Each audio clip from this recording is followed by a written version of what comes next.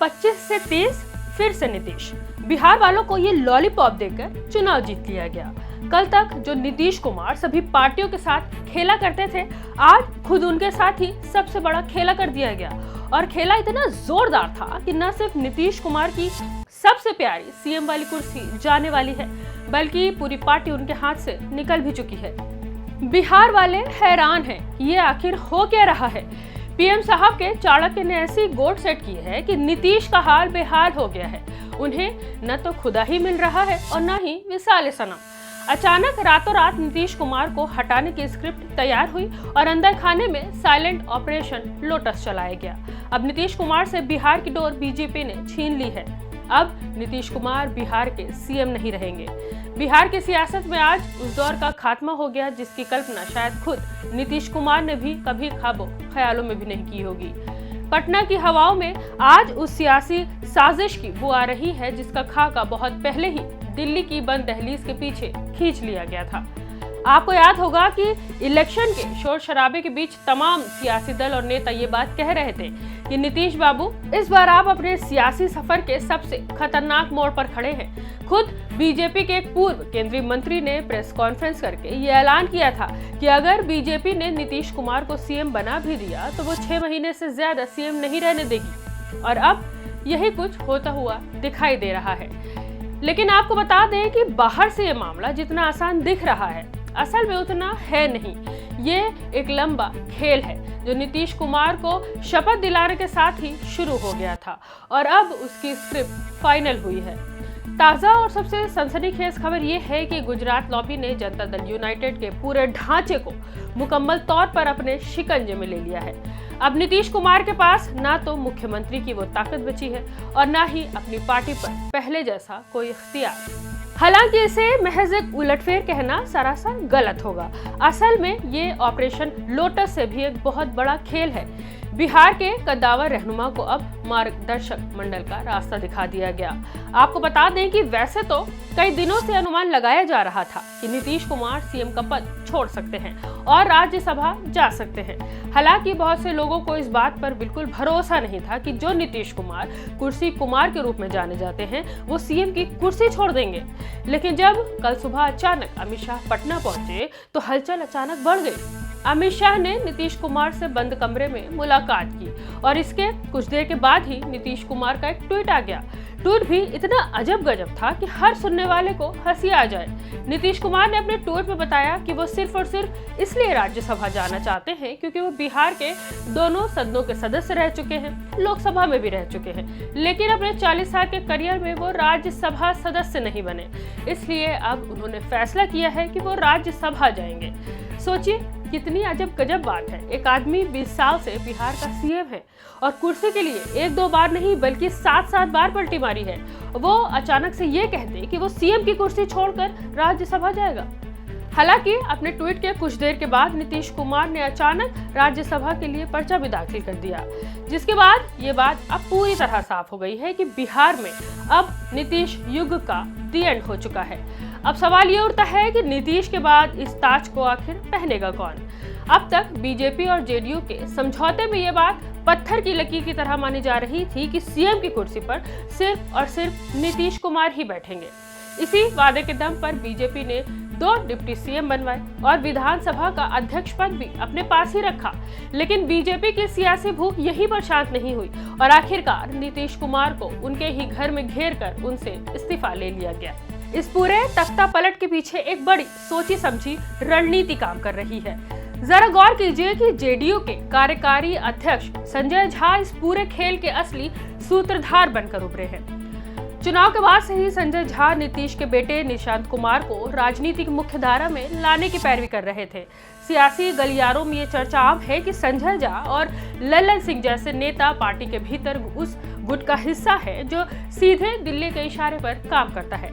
कहा जा रहा है कि सीटों के बंटवारे से लेकर गृह मंत्रालय के अल्टीमेटम तक इन नेताओं ने बीजेपी की राह आसान कर दी है और अंत में नीतीश कुमार को ही दूध से मक्खी की तरह निकाल कर फेंक दिया। अंदरूनी सूत्रों का दावा है कि संजय झा ने निशांत कुमार के मुस्तकबिल का वास्ता देकर नीतीश कुमार को कुर्सी छोड़ने के लिए राजी कर लिया। जो नीतीश कुमार अपनी मर्जी से हुकूमत चलाने के लिए मशहूर थे, आज उन्हें अपनों ने ही बेसहारा कर दिया। अब ये लगभग तय हो चुका है कि बिहार का अगला सुल्तान बीजेपी के खेमे से होगा। और सबसे हैरान करने वाली बात यह है कि नीतीश के बेटे निशांत कुमार को डिप्टी सीएम का ओहदा देकर सत्ता में हिस्सेदारी का लालच दिया गया है। यानी नीतीश को राज्यसभा भेजकर उनकी पूरी विरासत को बीजेपी के हवाले करने का ये एक बहुत ही बड़ा मास्टर स्ट्रोक है। जो शख्स कल तक बिहार का बेताज बादशाह था, आज वो दिल्ली की महफिलों में गुमनाम मुसाफिर की तरह दाखिल हो रहा है। साथियों, आज की एक तस्वीर सोशल मीडिया पर आग की तरह फैल रही है, जो पूरी दास्तान खुद ब खुद बयान कर रही है। राज्यसभा नामांकन के दौरान नीतीश कुमार के चेहरे पर वो नूर और वो चमक गायब थी जो कभी उनका गुरूर हुआ करती थी। उनके चेहरे पर छाई बेबसी और दिल्ली के चाणक्य की वो रहस्यमय मुस्कान ये बताने के लिए काफी है कि पर्दे के पीछे बहुत ही बड़ा एक कोई समझौता हुआ है और कहीं न कहीं जेडीयू और नीतीश कुमार पर काफी प्रेशर है। यही वो वजह है कि पटना में जेडीयू के कार्यकर्ता गुस्से में उबाल मार रहे हैं। उन्हें साफ लग रहा है कि उनकी पार्टी का वजूद चुपके से बीजेपी में विलय किया जा रहा है, मिला दिया जा रहा है। कार्यकर्ताओं का मानना है कि संजय झा और चंद करीबियों ने मिलकर जेडीयू का सौदा कर दिया।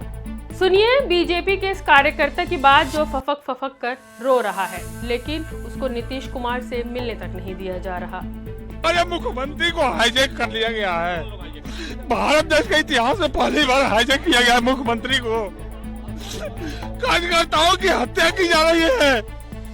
अगर कार्यकर्ताओं को हत्या ही करना है तो गाड़ी चढ़ा दीजिए अपने शरीर पर। अब हाथ जोड़ के प्रार्थना करते हैं मेरे मुख्यमंत्री को मुझे दर्शन करने दीजिए। इस तरह से नहीं होना चाहिए। क्या लगता है कि लोगों की साजिश? ये पूरे अमित शाह की साजिश है।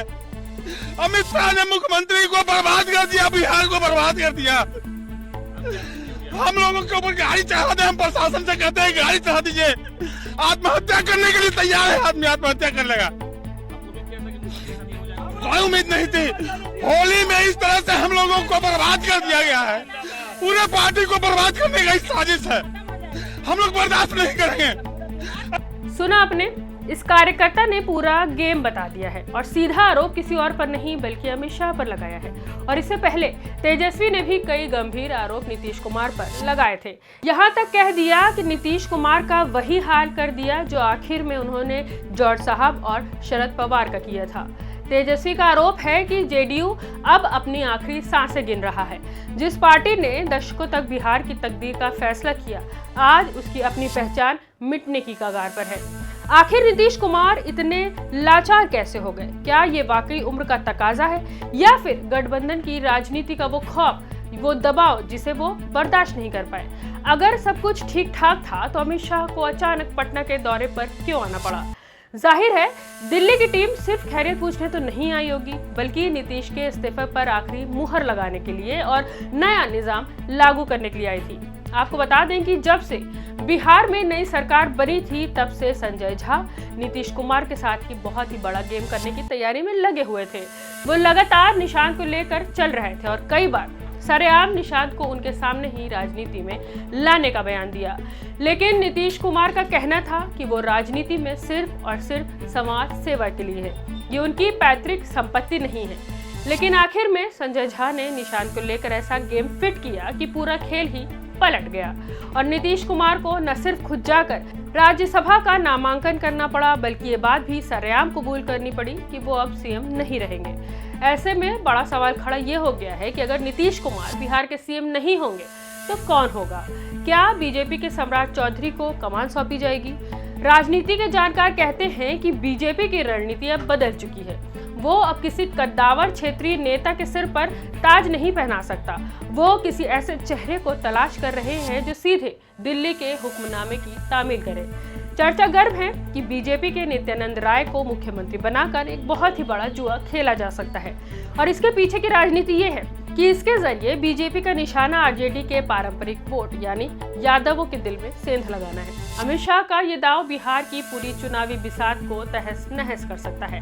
बिहार आज उस दोराहे पर खड़ा है जहां एक पुराने युग का अंत हो रहा है और एक नई घेराबंदी की शुरुआत हो चुकी है। नीतीश कुमार को दिल्ली रवाना करके बीजेपी ने बिहार के दंगल को पूरी तरह से खाली करा लिया है।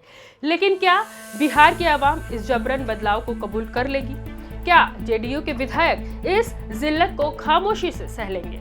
अगर जेडीयू के अंदर बगावत की चिंगारी भड़की तो बीजेपी की ये बिसात पूरी उल्टी पड़ सकती है। दोस्तों, क्या आपको लगता है कि नीतीश कुमार के साथ इंसाफ हुआ है? क्या बीजेपी का ये नया तजुर्बा बिहार में कामयाब होगा? अपनी बेबाक राय हमें कमेंट के रूप में जरूर बताएं। मुल्क और सूबे की हर बड़ी खबर के लिए देखते रहिए रिपोर्टर मैडम।